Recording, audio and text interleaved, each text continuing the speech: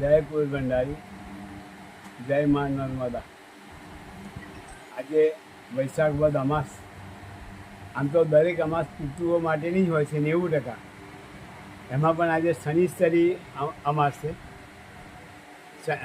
આ શનિવારની અમાસ જ્યારે હોય ત્યારે જેને સરસ્વતીની પનોતી ચાલતી હોય, જેને પિતૃદોષ હોય, એ તમામ જાતકો નર્મદા કિનારે સંગમે આવે છે।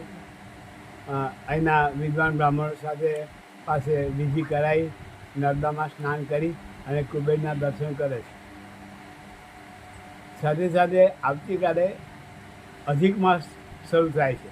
અધિક માસની અંદર પુરુષોત્તમ માસ કહેવાય એને, પણ એની અંદર એક વિશેષ વસ્તુ એ છે કે પહેલાં જે 10 દિવસ છે, પ્રથમ 10 દિવસ એ ગંગા દશહરા તરીકે છે તે એ પ્રખ્યાત છે કે વર્ષની અંદર આ 10 દિવસ તમે હરિદ્વાર ના જઈ શકો, કાશી ના જઈ શકો, યા પ્રયાગરાજ ના જઈ શકો, ગંગા કિનારે ના જઈ શકો, એવા તમામ ભક્તો નર્મદા કિનારે ગંગા દશહરા ગંગાની પૂજા કરે છે। એ જ રીતના ગંગા દશહરામાં ના પર્વની અંદર નર્મદા માતાની પૂજા કરે અને માતાજીને નૈવેદ્ય સાડી ચડાવે, તો એ ગંગાના સ્નાન જેટલું જ પુણ્ય મળે છે।